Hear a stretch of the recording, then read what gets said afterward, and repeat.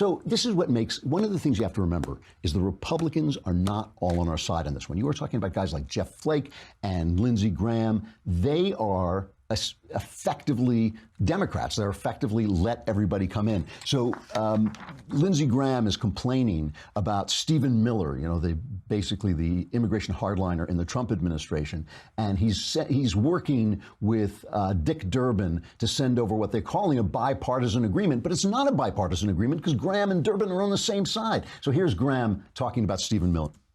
Are you saying Steve Miller? I'm saying that I think the reason we yank these things back is because Mr. Miller, I've known him for a long time. I know he's passionate. I know he's an early supporter of the president.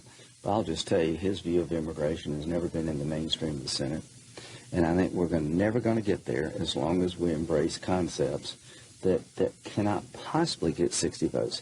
One of the concepts that I just completely reject is that we have too much legal immigration. You know, Mr. Miller wants to restrict legal immigration at a time we have a worker shortage. We're a declining population. We need more legal immigration. So Mr. Miller has evolved on a pathway to citizenship, but for every green card you give a DACA recipient, he wants to take one out of the system. And I don't want green cards just for computer engineers. So you heard the key phrase in there was Mr. Miller is out of the mainstream of the Senate. Miller and Trump are right in the smack dab middle of the mainstream of the people. And it's the people who these guys are supposed to be representing and serving. Look, the people aren't always right. The voice of the people is not, contrary to popular belief, the voice of God. But they do have a really good feel about things like this. And when he says, you know, we need more workers, we have a worker shortage. If we have a worker shortage, how come the life expectancy rate is going down because people are killing themselves with opiates because they're in despair and they don't have a job? What the hell is he talking about? He is talking about a very small elite group of people that includes him and the Senate, and it includes Chuck Schumer, because now Chuck Schumer got burned. He got burned by his failure to play up the government shutdown as good for Democrats. The first time ever, and if you don't think Donald Trump is making a difference, it's the first time ever Democrats lost a shutdown fight because Trump stood up to them and he went to the people through Twitter and he called it the Schumer shutdown. He rebranded it. They called it the Trump shutdown, but it's, you know, he called it the Schumer shutdown. He outdid them. So now Schumer has to talk tough. And now Schumer is you know, even the press is attacking him. And Schumer is now talking like, oh, well, the wall is off the table and we're not going to give you anything. Here he is. Here he is threatening. He's threatening the Republicans. This is cut number 2.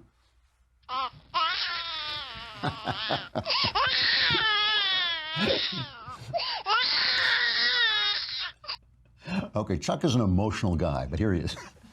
The Republican majority now has 16 days to work with us to write a bill that can get 60 votes and prevent the Dreamers from being deported. The clock is ticking. 16 days. That's not much time. Got to get moving.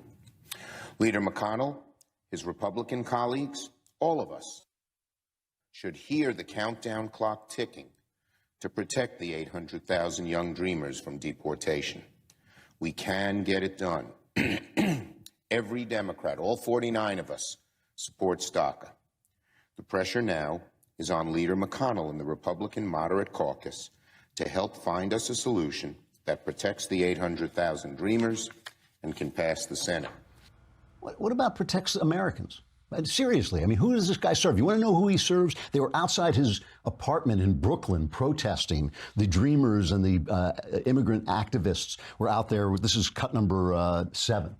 Won't let us dream. We won't let it sleep. Trump won't let us dream. We won't let it sleep. Trump won't. I thought Schumer should have called ICE. You know, he should have, I'll have you bums deported. You won't let me sleep. So they send this bipartisan bill, but it's not bipartisan because Lindsey Graham and Jeff Flake and Durbin are all the same party on this. They do not stand for the people. They stand for the Senate. They do not stand for the people of this country. Trump does. This is Trump definitely standing right in the mainstream. And they send this bipartisan deal to Trump. And here's Sarah Sanders' reaction, cut 3. I'd like to leave no doubt where the White House stands on the Flake, Graham, and Dermot agreement on immigration reform. In the bipartisan meeting here at the White House 2 weeks ago, we outlined a path forward on 4 issues: serious border security, an end to chain migration, the cancellation of the outdated and unsafe visa lottery, and a permanent solution to DACA. Unfortunately, the Flake-Graham-Durbin agreement does not meet these benchmarks. In fact, it would not secure our border, encourage more illegal immigration, increase chain migration, and retain the visa lottery system. In short, it's totally unacceptable to the president and should be declared dead on arrival. The president has been extraordinarily consistent on the immigration and what his priorities are. His views are shared by the vast majority of the American people and have bipartisan support in the U.S. Senate and the House of Representatives. All true. You know, this is why I never care about the sex stuff. And I have to say, you know, they're attacking the evangelicals, some of whom are letting Trump off the hook on, you know, his sexual shenanigans. But I've always been this way. They can't attack me on hypocrisy. I was this way with Clinton, too. This is not the thing that I care about. So now there's the story about a porn star who was spanking Trump with a Forbes magazine. My reaction to that was, Forbes? You know, like, you know, but if the guy is speaking for the people, if he is speaking for the people and the people are right, I mean, if the people are not being fascist, they're being very sensible, they're the ones who are being rational, they're the ones who are being logical. Lindsey Graham is not. And Chuck Schumer, when he does his crying routine and the tears running down the faces of the Statue of Liberty, this is not rational. The people are being so much more rational than the elites. It really is nuts.